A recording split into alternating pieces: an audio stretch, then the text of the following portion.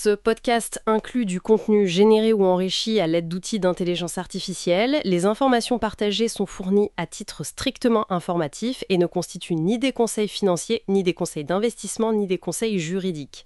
Nous vous recommandons vivement de vérifier ces informations de manière indépendante et de consulter des professionnels qualifiés avant toute prise de décision. Luxembourg Funcast, en français. Bienvenue, aujourd'hui on plonge dans les acomptes sur dividendes au Luxembourg, un mécanisme qui paraît assez direct mais qui surtout en private equity est en fait un vrai défi, juridiquement, opérationnellement. Le maîtriser c'est crucial pour le conseil juridique. Tout à fait. C'est un outil qui donne de la souplesse pour rendre du capital aux investisseurs pendant la vie du fonds. Mais attention, la mise en œuvre est-elle très encadrée. L'exécution doit être impeccable. Oui, on parle souvent de procédures très strictes, de délais très courts. Alors, pour démystifier un peu, quel est le cadre légal de base ? Alors, le point de départ, c'est évidemment la loi du 10 août 1915 sur les sociétés commerciales. La fameuse loi de 1915 qui a été modernisée.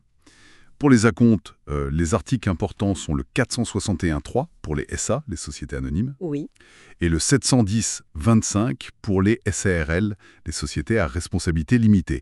Et ces articles posent des conditions cumulatives, impératives. D'accord, la loi de 1915. Mais qu'est-ce qui rend ça si délicat ? Quelles sont ces conditions exactement ? Alors, premièrement, il faut une autorisation explicite dans les statuts. Ça, c'est la base. Sans ça, on ne peut rien faire. Ensuite, l'organe de gestion doit préparer un état financier intermédiaire. Et c'est là qu'intervient la contrainte de temps. Ah oui, Cet état financier, il doit dater de moins de 2 mois avant la décision de distribuer l'acompte. moins de 2 mois, ouais. Ça, c'est une fenêtre très serrée. Effectivement. Et ce n'est pas tout. Il faut ensuite calculer le montant distribuable de façon très précise. On prend les bénéfices depuis le dernier exercice, on ajoute les reports, les réserves disponibles et on enlève les pertes reportées, les réserves légales ou statutaires. Un calcul assez technique, donc. Oui, et toujours en respectant la sauvegarde du capital social. L'article 461.2 est clair là-dessus. L'actif net ne doit pas passer en dessous du capital souscrit, augmenter des réserves indisponibles. Et l'auditeur, alors ? Quel est son rôle ? Est-il toujours nécessaire ? Son rôle est crucial, mais seulement si la société a légalement nommé un auditeur, que ce soit un réviseur d'entreprise agréé ou un commissaire. Si oui, son intervention est obligatoire. Il doit vérifier, dans un rapport spécifique, que toutes ces conditions légales sont bien remplies. D'accord. Mais attention, ce n'est pas un audit complet des comptes. C'est une vérification ciblée sur la compte. Et sans ce rapport, si l'auditeur est nommé, eh bien la distribution est nulle. Donc, on résume autorisation statutaire, état financier de moins de 2 mois, calcul précis, sauvegarde du capital et potentiellement rapport de l'auditeur. Et si une seule de ces conditions manque ? La sanction est lourde. C'est la nullité de la distribution. Et surtout, et c'est ça le point critique, la responsabilité personnelle et solidaire des membres de l'organe de gestion. Pour tout préjudice. La responsabilité personnelle, ça ne pardonne pas. En pratique, comment on s'assure que tout est bien en ordre ? Qui fait quoi et quand ? C'est une vraie chorégraphie. L'organe de gestion, bien sûr, qui initie et décide. Le conseil juridique, interne ou externe, qui va orchestrer, vérifier la conformité, rédiger les résolutions. C'est un peu le chef d'orchestre. D'accord. L'équipe comptable prépare l'état financier intermédiaire. L'auditeur, s'il intervient, fournit son rapport. Et il ne faut pas oublier les conseillers fiscaux, notamment pour la retenue à la source. Justement, la fiscalité. Une fois que l'argent est versé, il y a des démarches ? Oui, et très rapide. Il faut déposer la déclaration de retenue à la source, c'est le modèle 900F, auprès de l'administration des contributions directes, l'ACD. Et ça dans les 8 jours qui suivent la mise à disposition des fonds. 8 jours seulement. C'est extrêmement court. Très court, oui.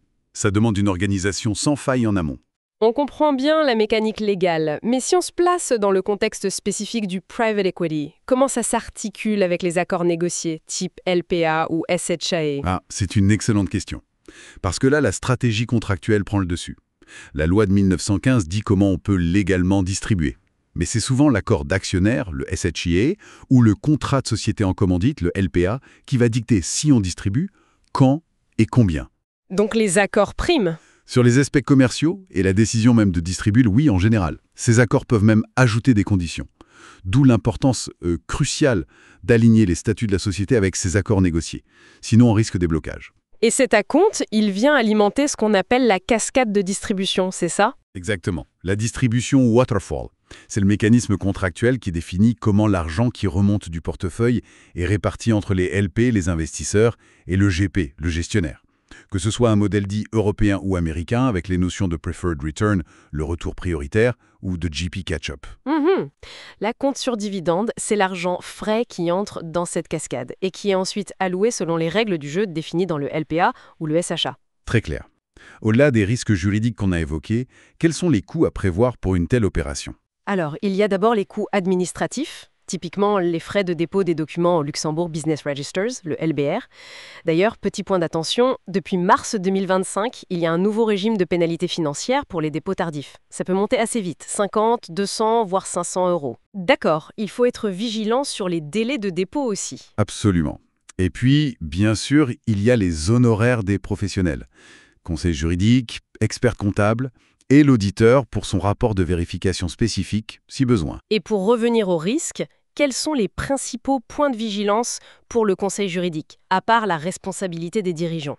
Eh bien, il y a le risque de contestation future, surtout si la distribution est faite alors que la société n'est pas en très bonne santé financière, proche de l'insolvabilité. Ça pourrait être vu comme une action préjudiciable aux créanciers, un peu l'équivalent de ce qu'on appelle fraudulent conveyance ailleurs. Et puis, il y a toujours le risque réputationnel en cas de problème. Logique. Pour terminer, est-ce qu'il y a eu des évolutions législatives ou réglementaires récentes à signaler sur ce sujet? Oui, quelques points intéressants. La loi fiscale pour 2025 apporte une option pour renoncer à l'exemption de participation sous certaines conditions. Ça peut avoir un impact. Elle clarifie aussi le traitement fiscal des liquidations partielles via rachat d'actions de classe. Ça donne plus de sécurité.